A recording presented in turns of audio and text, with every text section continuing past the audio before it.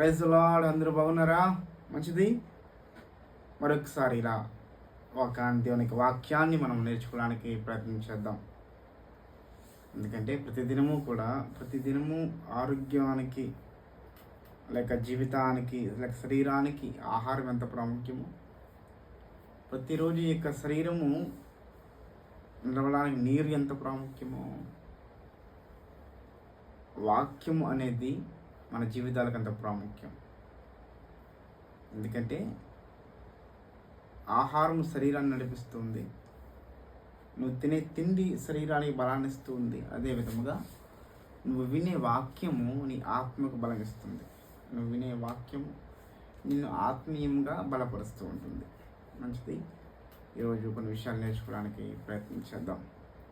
గమనించండి, పేతురు రాస్తున్న మొదటి పత్రిక 4వ అధ్యాయము 12వ వచనం. ప్రియులారా, మిమ్మల్ని శోధించుటకు మీకు కలుగుచున్న అగ్ని వంటి మహాశ్రమ గురించి మీకేదో ఒక వింత సంభవించినట్లు ఆశ్చర్యపడకుడి. క్రీస్తు మహిమ బయలుపరచబడినప్పుడు మీరు మహానందముతో సంతోషించు నిమిత్తము క్రీస్తు శ్రమలలో మీరు పాలువారి ఉన్నంతగా సంతోషించండి. క్రీస్తు నామ నిమిత్తము మీరు నిందల పాలైన ఎడల మహిమా స్వరూపి అయిన ఆత్మ అనగా దేవుని ఆత్మ మీ మీద నిలుచున్నాడు కనుక మీరు ధన్యులు. అపోస్తులుడైన పేతురు తన సంఘమునకు రాస్తున్న మాటల్లో ఈ యొక్క వాక్యము కూడా ఒకటి. తన సంఘానికి పేతురు గారు రాస్తున్న మాటలు ఇవి. చూడండి, ప్రియులారా, మిమ్మల్ని శోధించుటకు మీకు కలుగుచున్న అగ్ని వంటి మహాశ్రమ గురించి మీకేదో ఒక వింత సంభవించినట్లు ఆశ్చర్యపడకుడి. ఈ మాట మనము ధ్యానించినప్పుడు అంటున్న మాట ఏంటంటే, మిమ్మల్ని శోధించుటకు మీకు కలుగుచున్న అగ్ని వంటి మహాశ్రమను గూర్చి. అంటే క్రైస్తవ జీవితం అనేది శ్రమల జీవితం. క్రైస్తవ జీవితం అనేది పూల బాట కాదు, అది ముళ్ళ బాట. అది విశాల మార్గము కాదు, అది ఇరుకు మార్గము. క్రైస్తవ జీవితం అనేది అందరూ అంటూ ఉంటారు, దేవుని నమ్ముకోండి మీ కష్టాలు పోతాయి, దేవుని నమ్ముకోండి మీకు రోగాలు పోతాయి, దేవుని నమ్ముకోండి మీకు ఇవి వస్తాయి అవి వస్తాయి అని చెప్పి రకరకాలుగా చెబుతూ ఉంటారు. కానీ క్రైస్తవుడు అయిన వాడు ఎవరు అంటే శ్రమ పడేవాడే క్రైస్తవుడు. శ్రమ పడటానికి ఇష్టపడేవాడే నిజమైన క్రైస్తవుడు. చర్చికి వచ్చేవాడు క్రైస్తవుడు కాదు, క్రిస్మస్లు జరిగించేవాడు క్రైస్తవుడు కాదు, లేక బాగా దండిగా దశంభాగాలు ఇచ్చేవాడు క్రైస్తవుడు కాదు, లేక దాన ధర్మాలు చేయవాడు క్రైస్తవుడు కాదు, లేక ఎక్సెట్రా కొన్ని పనులు ఉంటాయి కదా, శ్రమ దినాలు పాటించేవాడు క్రైస్తవుడు కాదు, లేక బాప్తిస్మం తీసుకున్నవాడు క్రైస్తవుడు కాదు, లేక సంఖలో బైబిల్ పెట్టుకుని లేక ఇంటి మీద స్టార్ పెట్టేవాడు క్రైస్తవుడు కాదు. క్రైస్తవుడు అనేవాడు ఎవడు అంటే శ్రమ పడువాడే నిజమైన క్రైస్తవుడు. అలా శ్రమపడువాడే నిజమైన క్రైస్తవుడు అనేటువంటిది నిజమైన సత్యం. గమనించండి, ప్రియులారా, మిమ్మల్ని శోధించుటకు మీకు కలుగుచున్న అగ్ని వంటి మహాశ్రమను గూర్చి మీకేదో ఒక వింత సంభవించినట్లు ఆశ్చర్యపడవు. ఎవడు క్రైస్తవుడు అంటే ఇవన్నీ చేసేవాడు క్రైస్తవుడు కాదు, ఈ కార్యక్రమాలన్నీ చేసేవాడు క్రైస్తవుడు కాదు. ఎవరైతే క్రీస్తు కొరకు శ్రమ పడతారో వారు నిజమైన క్రైస్తవుడు. ఇందుకు దేనికి శ్రమ పడాలి అంటే, లోకంలో ఉన్నప్పుడు క్రీస్తు లేనప్పుడు, క్రీస్తు మనలో లేనప్పుడు ఏదైనా అబద్ధం ఆడచ్చు. క్రీస్తు మనలో లేనప్పుడు లేక మనము క్రైస్తవులం కానప్పుడు ఎంతైనా మనము చెడ్డ పనులు చేయొచ్చు, ఎంతైనా అబద్ధం ఆడవచ్చు, ఎంతైనా దొంగతనం చేయవచ్చు, ఏదైనా చేయవచ్చు. కానీ ఒకసారి క్రైస్తవునిగా నీవు మార్చబడిన తరువాత శ్రమలు ఎందుకు మొదలవుతాయి అంటే, అక్కడి నుంచి నీవు అబద్ధం ఆడకూడదు. లోకములో అబద్ధం ఆడకుండా ఉండాలి అంటే శ్రమ పడాలి, మాట పడాలి. ఈ లోకములో నీది కాని వస్తువుని ఆశించకుండా ఉండాలి అంటే, ఎందుకంటే లోకంలో అనేకమంది కంటికి కనిపిస్తూ ఉంటాయి, అనేకమైనవి నీ మనసుకి నచ్చుతూ ఉంటాయి. వాటిని ఆశించకుండా ఉండాలి అంటే చాలా శ్రమ పడాలి. కొన్నిసార్లు నీ కంటి ముందు ఒక వస్తువు ఉంటుంది, ఆ వస్తువు నీవు చిన్న అబద్ధం ఆడితే పొందుకోవచ్చు నీవు, కానీ వాక్యం ఉంటుంది కదా అబద్ధం ఆడవద్దని. కనుక వాక్యాన్ని లోబడినప్పుడు ఆ శ్రమ పడాలి. ఎందుకంటే వాక్యం అంటే అబద్ధం ఆడొద్దు అంటుంది, నీతిగా ఉండమని చెప్తుంది. వాక్యం అంటుంది నువ్వు యథార్థంగా బ్రతకమంటుంది. అయితే లోకానికి యథార్థంగా బ్రతికితే నువ్వు వెర్రివాడు అవుతావు. లోకపరంగా నీవు న్యాయముగా బ్రతికితే వచ్చాడురా వీడు పనికి రానివాడు అంటారు, లేక తెలివి తక్కువ వాడు అంటారు, వీడికి బ్రతకడం తెలియదు అంటారు లోకం తీరు. కానీ వాక్యం అంటుంది కదా యథార్థముగా బ్రతకమని అంటుంది వాక్యం. గనుక యథార్థంగా బ్రతకాలి అంటే శ్రమ పడాలి, మాటలు పడాలి, నిందలు పడాలి, ఎగతాళి చేస్తారు. బహుశా నీ ఇంటి వారే అనవచ్చు, ఎందుకు నువ్వు బతుకుతున్నావు, లోకమంతా వెళ్ళట్లేదేంటి, లోకమంతా తినట్లేదా, లోకమంతా తిరగట్లేదా, లోకమంతా మాట్లాడట్లేదా, నువ్వే వచ్చావేటి గొప్ప భక్తిపరుడివి అన్న నింద నీవు మోయొచ్చు. నీ కుటుంబం నుంచే నింద రావచ్చు. అయితే ఆ శ్రమకు నీవు లోబడి ఉండాలి, ఆ శ్రమకు నీవు సిద్ధపడి ఉండాలి. దేవునికి స్తోత్రం, హల్లెలూయా. గమనించండి.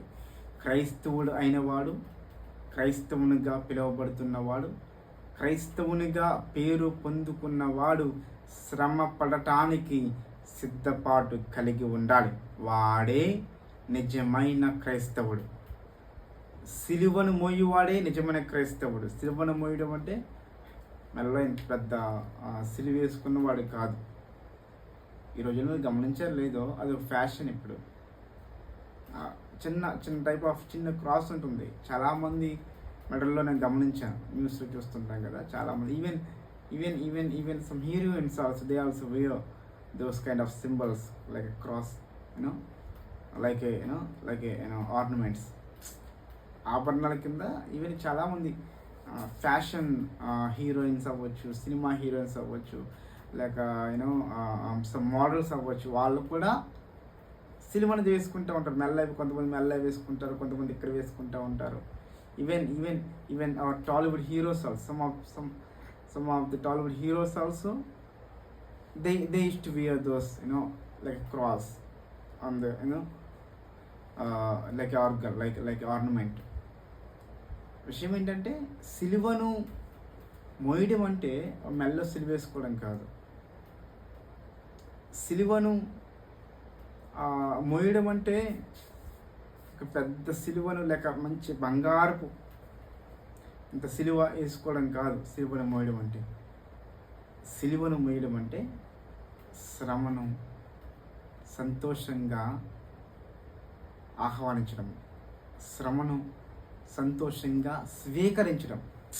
చూడండి, బహుశా నా యేసయ్య ఆయన సిలువెత్తుకున్నప్పుడు బహుశా ఇద్దరు దొంగలు కూడా వాళ్ళ సిలువ వాళ్ళ కూడా సిలువ వేయబడ్డారు కనుక బహుశా వాళ్ళ సిలువ మోసుండవచ్చు. But I'm not sure about that.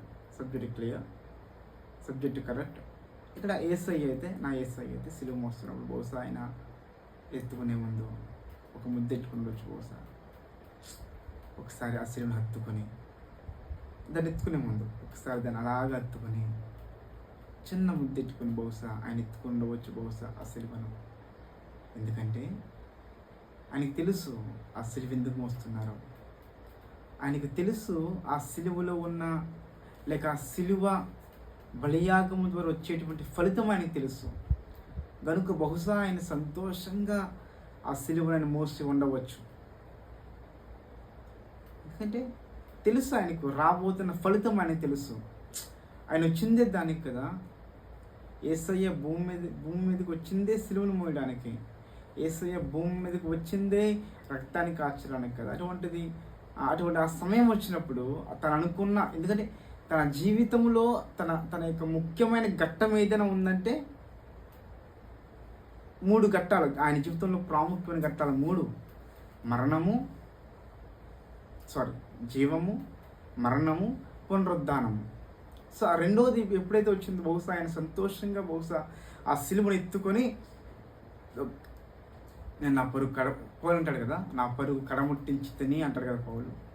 బహుశా దానికంటే పౌలు గారి కంటే ముందు బహుశా నా యేసు అని ఉండవచ్చు. బహుశా తనలో తాను అనుకుని ఉండవచ్చు. బహుశా నా పరుగును కడముట్టించాను, నేనేమైతే ఏ పని కోసమైతే ఈ లోకానికి వచ్చానో, ఏ మానవ రక్షణ కొరకైతే ఈ లోకానికి వచ్చానో, ఆ పని నేను ముగించబోతున్నాను అని బహుశా ఆయన సంతోషంగా ఆ సిలువను ఎత్తుకొని, బహుశా ఆ సిలువను ఎత్తుకొని ముద్దాడి బహుశా ఆయన ఆ సిలువను మోసి ఉండవచ్చు. ఎందుకంటే ఆయనకు తెలుసు ఆ సిలువ యాగము ద్వారా, ఆ సిలువ బలియాగము ద్వారా తన బిడ్డలు మరలా తన ఎద్దుకు రాబోతున్నారు అని. గమనించు ప్రియ దేవుని బిడ్డలారా, మనము అనగా క్రైస్తవులము శ్రమ పడటానికి సిద్ధముగా ఉండాలి. సైనికుడు ఏ రీతిగా అయితే ఈ జీవనం ఆ యొక్క యుద్ధములో ప్రాణమును పెట్టడానికైనా సంతోషంగా పరుగులు వెళుతూ ఉంటాడో, గమనించండి, ప్రతి సైనికుడు కూడా మరణానికి వెళ్తూ ఉంటాడు. మరణానికి అడుగు ముందుకు వేస్తూ ఉంటాడు. మరణానికి ఎదురెళ్తూ ఉంటాడు. తనకు తెలుసు తన ప్రాణం పోబోతుందని. తనకు తెలుసు పలానా శత్రువు ఉన్నాడు, అక్కడికి వెళ్తే శత్రువు తనని చంపవచ్చు అని. అయినప్పటికీ ఎక్కడా వెనుకడుగు వెయ్యకుండా తాను ప్రయాణం చేస్తున్నాడు కాబట్టి, తాను ఆ యుద్ధాన్ని చేయడానికి అడుగు ముందుకు వేస్తున్నాడు కాబట్టి నువ్వు నేను క్షేమంగా ఈ దేశంలో ఉన్నాం. అదే విధముగా క్రైస్తవులమైన మనము ఎల్లప్పుడూ కూడా సిద్ధముగా ఉండాలి శ్రమ పడడం కొరకు. శ్రమ పడడం అంటే nothing but standing against sin, standing against sinful thoughts, standing against all the worldly things. శ్రమపడడం అంటే ఏదో కాదు.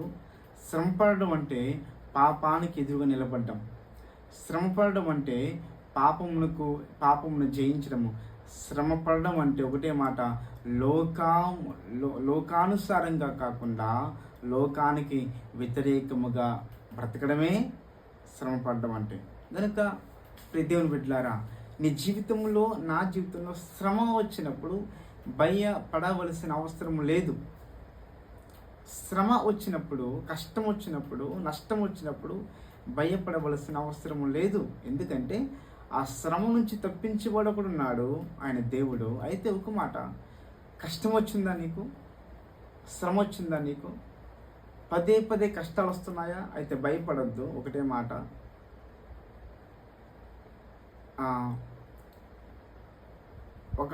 ఒక రాయిని, ఒక ఉల్లి పదే చెక్కుతున్నాడంటే, పదే ఆ రాయిని కొడుతున్నాడంటే దాని అర్థము దాని మీద కోపం కాదు.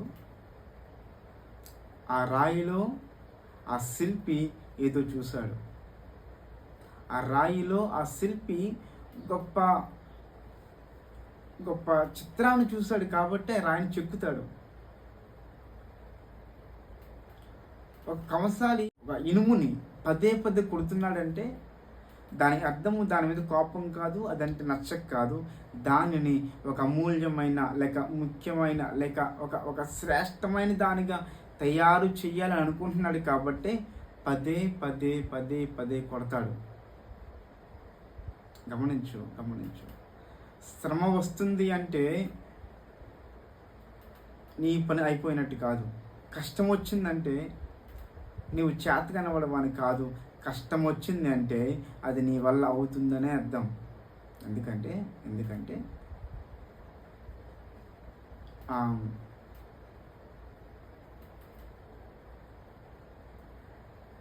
లోకంలో సాగుతుంది కదా, పళ్ళున్న చెట్టుకి రాయలు అంటారు. అలాగే నీకు శ్రమ వస్తుందంటే దాని అర్థము నువ్వు చేతకనబడవని కాదు. శ్రమ వస్తుందంటే దాని అర్థము నీవు ఆ కష్టాన్ని జయించగలవు అని అర్థం. ఒక మాట, కష్టం వస్తుందా? నష్టాలు పదే పదే వస్తున్నాయా? శ్రమ మీద శ్రమ వస్తుందా? కష్టం మీద కష్టం వస్తుందా? అయితే నీవు లేక నేను, మనము, ఎందుకంటే భూమి మీద ఉన్న ప్రతి ఒక్కడు ఏదో ఒక కష్టంలో ఉన్నవాడే. కష్టాలు ఎవరికీ శాశ్వతము కాదు, కష్టాలు ఎవరికీ కొత్త కాదు. ఆ మాట గుర్తుంచుకోవాలి. ఎందుకంటే చివరికి మనందరము ఒక రకంగా కుళ్ళుకొని, ఒక రకంగా మెచ్చుకునే అంబానీకి కూడా కష్టం ఉంది. ఎందుకంటే తన కొడుకు ఆరోగ్యం లేదు. అన్ని లక్షల కోట్లు ఆస్తిపరుడైన అంబానీకి కూడా కష్టం ఉంది. ఏంటంటే కొడుక్కి సరి అయిన ఆరోగ్యం లేదు. అందరికీ తెలుసు. డబ్బు ఉంది కదా అని చెప్పి కష్టం ఆగిపోయిందా? సో పరపతి ఉంది కదా అని చెప్పి అనారోగ్యం ఆగిపోయిందా? లేదు. ఆ కష్టం ఆగిపోయిందా? లేదు. కొన్ని దాన్ని తప్పించగలిగాడా అంబానీ గారు? లేదు. అంటే ఒక మాట, కష్టము ప్రతి ఒక్కరికి వస్తుంది. ప్రతి భూమి మీద ఉన్న ప్రతి ఒక్కరికి కష్టాలు వస్తాయి. కష్టమును చూడడం ఎవరో లేడు. లేక ఒక ఏంటంటారు దాన్ని, శ్రమ లేక ప్రాబ్లమ్స్ చూడని మనిషి భూమి మీద లేడు. ప్రతి ఒక్క మనిషికి ఏదో ఒక కష్టం ఉంటుంది. అది చిన్నవాడైనా పెద్దవాడైనా. అనుకోవచ్చు పిల్లలకి ప్రతి కష్టాలు ఏముంటాయి అని. వాడికి ఉండే కష్టం వాడికి ఉంటుంది. సాయంత్రం స్కూల్ నుంచి రాగానే వాళ్ళ కష్టాలు మనకి చాలా ఈజీగా ఉంటాయి. వాడికి తెలిసే అది అంత పెద్ద హోంవర్క్ ఎంత కష్టమో ఆడికే తెలుస్తుంది. అనుకోవచ్చు ఆడికి ఏంట్రా అనుకోవచ్చు. కుర్రోళ్ళకి కష్టం, వాడికి కష్టం ఉంటుంది. నీకేంట్రా తాడా బొంగరమునికి అంటాం కదా, వాడికి కష్టాలు వాడికి ఉంటాయి. ఇంట్లో అంటూ ఉంటారు, ఎప్పుడు అంటూ ఉంటారు ఇంట్లో వాడిని, రే ఎందుకు పనికిరావు, ఇంకా పనికిరావు, పనికి మనలోడా అంటూనే ఉంటారు. సరిగ్గా కూర్చుంటే ఎందుకు కూర్చున్నావమ్మా అంటారు, సరిగ్గా నించుంటే ఎందుకు నించున్నావమ్మా అంటారు. వాళ్ళకుండే కష్టం వాడుకుంటారు. పెళ్ళిలో చెప్పక్కర్లేదు ఇంకా. సో ప్రతి ఒక్కరికి ఏదో కష్టం ఉంటుంది. సో ఆ కష్టాన్ని అధిగమించడం ప్రాముఖ్యం, ఆ కష్టాన్ని జయించడం ప్రాముఖ్యం. అది గమనించండి. చెప్పారు కదా, అంబానీకి కూడా కష్టం ఉంది. అంబానీకి కూడా ఏదో ఒక నష్టం, ఏదో ఉంది కష్టం, లేకుండా ఏముండదు. అపర కుబేరుడైనా ఏదో కష్టం ఉంటుంది. సో కుబేరుడైనంత మాత్రాన కష్టం రాకుండా ఆగిపోదు. పేదవాడైనంత మాత్రాన కష్టానికి వచ్చిన లేక నష్టానికి లేక సమస్యకు పరిష్కారం లేకుండా పోదు. ఏదో ఒక పరిష్కారం ఉంటుంది. ప్రయత్నిస్తే ఖచ్చితంగా ప్రయత్నం కనబడుతుంది, ఖచ్చితంగా పరిష్కారం కనబడుతుంది. సో గమనించండి క్రైస్తవులమైన మనము శ్రమ పడడానికి సిద్ధంగా ఉండాలి. శ్రమకు భయపడవలసిన అవసరం లేదు. ఎందుకంటే భయపడేవాడు క్రైస్తవుడు కాదు, శ్రమ పడేవాడే క్రైస్తవుడు. మళ్ళీ ఇట్లా చూడండి, భయపడేవాడు క్రైస్తవుడు కాదు, శ్రమ పడేవాడే క్రైస్తవుడు. శ్రమ పడ్డారు కాబట్టి ఇజ్రాయేలీయులు కానాను దేశానికి వెళ్ళారు. భయపడ్డారు కాబట్టి అదే ఇశ్రాయేలీయుల్లో అనేక మంది రాలిపోయారు. ఇద్దరూ అదే జనాంగానికి చెందినవారు, ఇద్దరూ అదే ప్రయాణం చేసిన వారు. కానీ వారిలో కొంతమంది భయపడ్డారు కనుక రాలిపోయారు, శ్రమపడి ఓర్చుకున్నారు కనుక కానాను చూశారు. గమనించండి దేవుని బిడ్డలారా, శ్రమ అనేది క్రైస్తవుణ్ణి సరిచేస్తుంది. శ్రమ అనేది క్రైస్తవుణ్ణి దేవునికి దగ్గర చేస్తుంది. శ్రమ అనేది క్రైస్తవుణ్ణి క్రీస్తులా మారుస్తుంది. భయపడవలసిన అవసరం లేదు. ఏదో జరిగిపోతున్న భయం అవసరం లేదు. ఎందుకంటే ఇంతకాలం నడిపించిన దేవుడికి ముందు కూడా నడిపించగల సమర్థుడు. నా జీవితంలో అనేక మేలు చూశాను, అనేకమైన మేళ్ళు యూనో ఇంత బ్లింక్ ఆఫ్ ఐస్ అంటారు కదా, జస్ట్ కనురెప్ప బాటున క్షణములో పరిస్థితులు మారడం చూస్తాను నేను. గంటలో మొత్తం మారిపోయిన పరిస్థితులు చూస్తాను. చాలా చాలా చూసాను నా జీవితంలో. ఆ ప్రతిసారి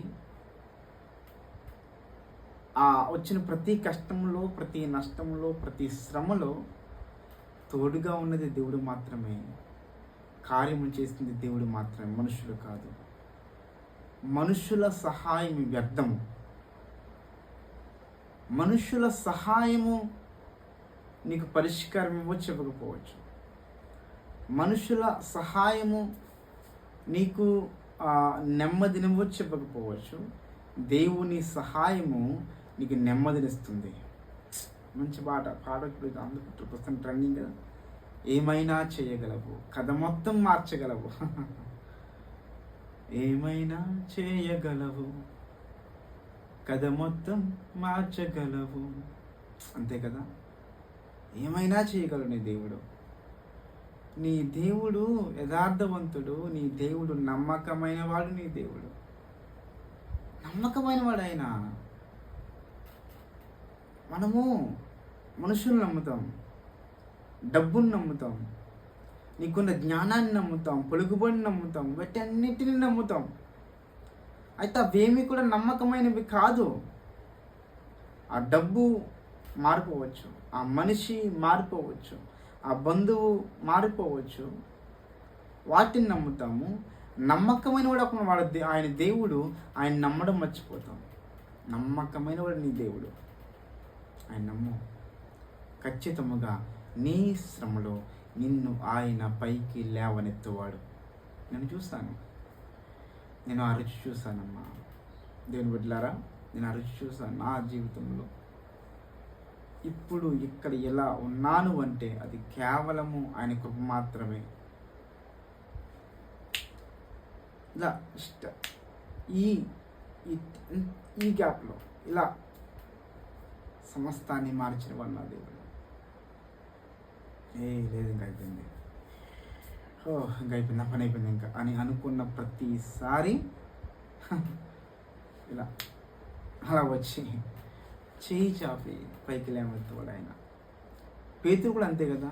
అనుకున్నాడు పేతురు, ఇంకా అయ్యా నా పని అయిపోయింది, ఇంకా పని అయిపోయింది అంటే బహుశా నా పని అయిపోయింది, ఇంకా బహుశా తన మైండ్లో ఇదే తిరుగుతుంది. బహుశా నా పని అయిపోయింది, ఇంకా అయిపోయింది. ఇలా వచ్చాడు ఆయన. ఇలా చేయి చాపాడు. తన చేయి చాపగా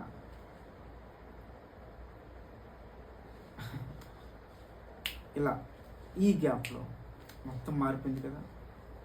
అనుకున్నాడు పేతురు, అయిపోయింది అనుకున్నాడు పేతురు. ఇంకా అయిపోయింది, ఇంకా నా పిల్ల పరిస్థితి అయిపోయింది, ఇంకా నేను ఇంతే. ఈ గల్లీ ఏదో సముద్రం మొత్తం నా సమాధికి సముద్రంలో ఇంకా ఏముంది అక్కడ పరిస్థితి అలా ఉంది పాపం. ఇంకోటి, పేతురేమీ తక్కువడేం కాదు. పేతురు ఒక జాలరి. పేతురు ఒక చేపలు పట్టేవాడే. ఆ సముద్రంలో మునిగిపోవచ్చు. ఎందుకంటే చేపలు పట్టే చాలా వాళ్ళు గజెతగాలు ఉంటారు. వాళ్ళు చాలా గజెతగాలు ఉంటారు. వాళ్ళు ఎక్కడైనా ఉండగలరు. వాళ్ళు ఈవెన్ మన రీసెంట్గా జరిగింది కదా ఒక ఇన్సిడెంట్. పడవటి మునిగిపోయింది, అని అందరూ చనిపోయి ఒక్కడే మిగిలాడు. అదే ఆయన ప్లేస్లో, ఆ చనిపోయిన వాడి ప్లేస్లో మనలాంటి వాళ్ళు ఉంటే బహుశా మనము చనిపోదాం. ఆయన ఎందుకు బతకాలంటే ఆయనకి ఆ నీరు అలవాటు, ఆయనకి ఆ ఈత అలవాటు. వారికి అంటే సముద్రంలోకి ఈతకెళ్ళారంటే వాళ్ళు ఖచ్చితంగా గజెతకెళ్ళమంటే వెళ్తారు వాళ్ళు. సో ఆయనకు అనుభవం ఉంది కాబట్టి ఆయన బతకగలిగాడు. సో పేతురు కూడా అంతే కదా. సో అటువంటి పేతురే అంతా ఈత తెలిసి, అంతా నా నీటితో ఆ ప్రదేశంతో అంత మంచి పట్టున్న పేతురే అనుకుంటున్నాడు ఇంకా నా పని అయిపోయింది అనుకుంటున్నాడు. ఇంకా అయిపోయింది, ఇంకా నా పని ఇంకా రెస్ట్ అండ్ పీస్ అనుకున్నాడు పేతురు. అని వచ్చాడు, చేయి చాపాడు. తన చెయ్యి చాపగా ఏమైనా చేయగలవు, కథ మొత్తం మార్చగలవా. నిజంగా అన్నీ ఆయన బహుశా I think is from Kannada. బహుశా కన్నడ అన్న బెంగళూరు బహుశా అన్న. ఆయన అంత మంచి పాట ఏమైనా చేయగలవు, కథ మొత్తం మార్చగలడైనా. మనుషులు అనుకుంటారు, మనుషుల మైండ్లో ఉన్న స్టోరీ ఇదనమాట. బహుశా అక్కడ ఉన్న పేతుడితో పాటు ఉన్న మిగతా వాళ్ళ శిష్యుల యొక్క వారి మైండ్లో ఉన్న కథ ఏంటంటే, అరే పేతుడు చచ్చిపోతున్నాడు ఇంకా, అరే అయిపోయిందిరా, ఒరే యాకోబు, రే ఆంధ్రయ, అరే మీ తమ్ముడు అయిపోయాడు రా, అరే మార్కు, లేక యాహాను, యాకోబు, అయిపోయాడు మన పేతుడు. అది వాళ్ళు అనుకుంటున్న కథ. వాళ్ళ బుర్రలో రాసుకుంటున్న కథ ఏంటంటే, రేపటి నుంచి పేతుడు మనతో లేడు. దేవా, ఆయన కథ మొత్తం మార్చగలడు. ఆయన కథ మొత్తం మార్చగలడు. ఆయన మనుషులు అనుకుంటారు కదా, వీడి పని అయిపోయింది, ఇంకా వీడు ఇంక లేడు, ఇంకా చెప్తున్నా కదా, ఇంక అయిపోయింది, వీడి పడాయి అయిపోయిందిరా, ఇంకా మన ఏదో మన బిల్డప్ కూడా చెప్పాడు కదా, మన ఏదో చేస్తుంది ఇవిడే, ఏమైంది, అయిపోయింది అంటే, అయిపోయింది రే విన్నావా, అయిపోయిందంట. వారి కథ అది. మనుషుల కథలు అవి, మనుషులు రాసుకునే కథలు, మనుషులు అనుకునే కథలు ఆ కథలు. అయితే నా దేవుడు నమ్మకమైన వాడు.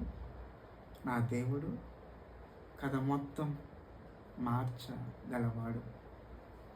ఆయనే మార్చగలడు. మనుషులు కథలు 100 ఉంటాయి. ఒక అమ్మ అంటుంది, అరే ఆడికి దగ్గరికి వచ్చేస్తున్నారు అంటుంది. ఇంకొక అమ్మ అంటుంది, కాదు దగ్గు కాదు టీబీ అంటుంది. ఇంకో అమ్మ అంటుంది, టీబీ కాదంట హెచ్ఐవి అంటది. ఒక అమ్మ అంటుంది, హెచ్ఐవి కాదు చచ్చిపోయాడు నన్నే అంటుంది. మనుషుల కథలు అలా ఉంటాయి. అయితే ఆ కథలన్నీ మార్చగలవాడు నా దేవుడు. నా జీవితంలో ఎన్నో కథలు మార్చాడు ఆయన. ప్రతి విషయంలో నేను వేసిన ప్రతి అడుగులో, పరిచర్యపరంగా, కుటుంబపరంగా నేను తీసుకున్న ప్రతి నిర్ణయంలో, ప్రతి కథను తారుమారు చేసినవాడు నా దేవుడు. గమనించండి, నీవు పొందుతున్న శ్రమను చూసి నువ్వు అనుకోవచ్చు నా పని అయిపోయిందని. చెప్తున్నాను ఒక మాట. ప్రస్తుతం నీ సిచ్యువేషన్ చూసి, ప్రస్తుతం నీవు ఉన్న బాధలు చూసి, నీకున్న అప్పులు చూసి, నీకున్న ఆ సమస్యను చూసి అనుకుంటున్నావు నీవు, అయిపోయింది, ఇంకా నా స్టోరీ ఇంకా అయిపోయింది, నేను ఇంకెక్కడికి వెళ్ళిపోవాలి, ఇంకా లేక ఏదో చేసుకోవాలి, ఇంకా లేక దూరంగా వెళ్ళిపోవాలి, లేక సంథింగ్ ఎక్సెట్రా అనుకుంటున్నావు కదా నీవు. చెప్తున్నాను, నువ్వు దేవుడివి కాదు, నువ్వు మనిషివి అంతే. మనిషి జ్ఞానం ముందు, దేవుని జ్ఞానం ముందు మనిషి జ్ఞానము అది వ్యర్థం. అది దేవుని జ్ఞానముతో నీ జ్ఞానం దేనికి పనికిరాదు. మనుషుల జ్ఞానాన్ని బట్టి, నీకున్న సిచ్యువేషన్ బట్టి నువ్వు అనుకుంటావు అయిపోయింది నా పని అనుకుంటావు. చెప్తున్నాను, దేవుడు అనేవాడు అక్కడ ఉన్నారు. ఆయన సమస్తము తెలుసు. ఆయన కథ మొత్తం మార్చగలవాడు. నీ ప్రయాస, నీ ప్రయత్నం మంచిగా ఉన్నప్పుడు, నీ ఆలోచన మంచిగా ఉన్నప్పుడు, నీ యొక్క జీవిత విధానం బాగున్నప్పుడు, నీలో నీతి ఉన్నప్పుడు, నీ కథనం మార్చగలవాడు నా దేవుడు. ఎందుకంటే మనుషులు అనుకుంటారు అయిపోయింది, ఇంక ఈడి పని అయిపోయింది, ఇంకా రే తెలుసా నీకు మా బావ పని అయిపోయింది అంటారు చాలామంది. నేను తెలుసా నీకు రే ఆడి పని అయిపోయిందిరా అంటారు చాలామంది. నేను తెలుసా నీకు ఇంకో ఆవిడ పని అయిపోయిందంట అంటారు. చెప్తున్నాను, వారు అనుకున్న ప్రతి కథను మార్చగలవాడు నీ దేవుడు. కనుక నీతిగా ఉండు, యథార్థంగా ఉండు. నీ ప్రయత్నం చేయి. నీ ప్రయత్నాన్ని ఎప్పుడు ఆపుకో. నీ పని ఎప్పుడు ఆపొద్దు. నీ ప్రయత్నములో ప్రయత్నం లోపం లేకుండా ప్రయత్నం చేయి. నీ వంతు ప్రయత్నం చేయి. ఆ ప్రయత్నాన్ని ఆయనే సఫలపరుస్తాడు. గమనించండి. కనుక మనము క్రైస్తవులమైన మనము మీకేదో ఒక వింత సంభవించినట్లు పడకుడి. క్రీస్తు మహిమ బయలుపరచబడినప్పుడు మీరు మహానందముతో సంతోషించు నిమిత్తము క్రీస్తు శ్రమలలో మీరు పాలువారి ఉన్నంతగా సంతోషించుడి. ఆశ్చర్యపడిపోవద్దు, భయపడవద్దు. ఏదో జరిగిపోతుంది, ఏదో అయిపోయింది, ఇంకా నా బిడ్డ బ్రతుకు అయిపోయింది అనొద్దు. ఎక్కడుంది నీ విశ్వాసం? అరే ఒక మాట, అన్నీ తెలిసి నువ్వే అయిపోయింది, ఇంకా నా కొడుకు పని అయిపోయింది, నా కూతురు పని అయిపోయింది, నా కొడుకు బాగుపడ్డా ఇంకా ఏంటి 40 సంవత్సరాలు వచ్చి నువ్వే ఇంతలాగా నీవు కృంగిపోతే, లేక 40 సంవత్సరాలు ఎన్నో కొన్ని ఇన్ని సంవత్సరాల అనుభవం ఉన్న నువ్వే ఇంతలా కృంగిపోతే, మరి నీ కొడుకో నీ కూతురు ఇంకెందుకు కృంగిపోవాలి? ఇన్ని చూసి ఇన్ని చేసి నువ్వే ఇంతలా అయిపోయింది, ఇంకా నాకు బతికేం లేదు, ఇంకా నాకు కొడుకు పని అయిపోయింది, ఇంకా నాకు కూతురు పని అయిపోయింది, ఇంకా అవ్వదు, ఇంకా చూస్తూ ఉండి అవ్వదు. అరే ఇన్ని తెలిసి ఇన్ని చూసి నువ్వే కృంగిపోతే, ఇన్ని చేసి నీకే విశ్వాసము నమ్మకం లేకపోతే, అరే నీ కొడుకు వాడేమైపోతాడు? ఇంకానే అన్నీ తెలిసి నీకే ధైర్యం లేకపోతే, నిన్నగాక మనం మొదలెట్టాడు జీవితం అన్నాడు, నిన్నగాక మొన్న వచ్చాడు పైకి, నిన్నగాక మొన్నడికి ఏదో జీవితం మొదలుపెట్టి ఏదో చిన్న చిన్న అడుగులు వేస్తున్నాడు, వాడేమైపోవాలి? గమనించు ప్రియ దేవుని బిడ్డ, ప్రియ తల్లి, ప్రియ తండ్రి, తల్లిదండ్రులుగా ఉన్న మనము బిడ్డలకు ధైర్యాన్ని ఇవ్వాలి. అంటే నేను చూస్తే నీ బిడ్డ ధైర్యం రావాలి, అంతేగాని నేను చూస్తే వాడు ఇంకా నీరసపడిపోయేలా ఉండకూడదు. నా కొడుకు కావద్దు, అప్పుడు ఈ జన్మలో అరే తల్లిగా తండ్రిగా నీకే నమ్మకం లేకపోతే, అరే తల్లిగా నువ్వే నమ్మకపోతే, తండ్రిగా నువ్వే నమ్మకపోతే, ఇంక బయట ఎక్కడ నువ్వే నేస్తున్నావు. ఆడు బాగుపడ్డా చూస్తూ ఉండు, ఆడు బాగుపడుతున్నావా, అలా బాగుపడ్డాడు అంటాం మనము ఏంటి తల్లిదండ్రులుగా. కానీ అది కరెక్ట్ కాదు కదా. ఇంత అనుభవం చూసావు నువ్వు, బిడ్డలు ఇంత వారం చేసి 20 సంవత్సరాల బిడ్డలు పెంచావు, మంచి ఇల్లు కట్టుకుని నీ చేసి నీకే నమ్మకం లేనప్పుడు, ఇప్పుడు ప్రారంభించే జీవితం అన్నాడు, ఇది ఇప్పుడే చిన్న చిన్న అడుగులు వేస్తున్నాడు, తప్పులు అడుగులు వేస్తాడు. నువ్వు వేయలేదని చిన్నప్పుడు, నువ్వు నీ జీవితం కొత్తలో నువ్వు మాత్రం తప్పులు అడుగులు వేయలేదా? వాడు వేస్తాడు, సరిచేయి, అంతేగాని వాళ్ళ వల్ల అవ్వదు. నా కూతురు ఇంకా అంతే, ఇంకా దాని బతుకు మారదు. ఇంకా ఇదేంటి, నీకే లేదు నీ కూతురి మీద నమ్మకం, అల్లుడికి ఎక్కడ నమ్మకం వస్తుంది నీ కూతురి మీద? గమనించండి. శ్రమ అనేది అది నిన్ను దేవునికి దగ్గర చెయ్యాలి. ఒక కష్టం వచ్చినప్పుడు, ఒక శ్రమ వచ్చినప్పుడు, ఒక ప్రాబ్లం వచ్చినప్పుడు, ఆ ప్రాబ్లం నిన్ను షైన్ చేయాలి. చూడండి, వజ్రము ఊరుకునే వజ్రం అయిపోదు, దాన్ని ఎన్నో రకాల పాలిష్ చేస్తే కానీ అది వజ్రం అవ్వదు. పాలిష్ మన భాషలో చాలా ఈజీగా ఉంది, కానీ బేసిక్గా పాలిష్ అంటే ఆ రాయిని చెక్కితే కానీ ఆ షేప్లోకి రాదు. సో కొన్నిసార్లు నీవు షైన్ అవ్వాలంటే, నీ కొడుకో నీ కూతురో నువ్వో నీ భర్తో నీ భార్యో నీ ఎవరొకరు, ఎవర్ ఇట్ ఈజ్, షైన్ అవ్వాలంటే కొన్నిసార్లు చెక్కాలి. ఆ చెక్కే ప్రాసెస్లో కొన్నిసార్లు లేట్ అవ్వచ్చు, ఆ చెక్కే ప్రాసెస్లో కొన్నిసార్లు నొప్పి రావచ్చు, కొన్నిసార్లు ఇబ్బందిగా ఉండొచ్చు. అప్పుడు నువ్వు చెప్పాలి, అరే ఏం కాదు, నేను చాలా చూసాను ఇలాంటి, మామూలు డాడీ ఏం కాదు, అది చాలా ధైర్యంగా ఉండు. అది తల్లిగా తండ్రిగా నువ్వు చెప్పాల్సింది. అవతనీకంగా చూస్తూ ఉండు, అన్నీ తెలిసి నువ్వే ఎలా అంటే బయట వాళ్ళు ఇంకేంటంటారు, నీ కొడుకులో నీ కూతురును, నీ తమ్ముడినో నీ చెల్లెను. గమనించండి ప్రియదేవుని బిడ్డలారా, శ్రమ నిన్ను దేవునికి దగ్గర చేయాలి. కనుక శ్రమ వచ్చింది కదా అని కృంగిపోవద్దు, శ్రమ వచ్చింది కదా అని ఆశ్చర్యపడవద్దు, శ్రమలో సంతోషించు. ఎందుకంటే ఆ శ్రమ నిన్ను దేవునికి దగ్గర చేస్తుంది. పేతురు చూడండి, నిజంగా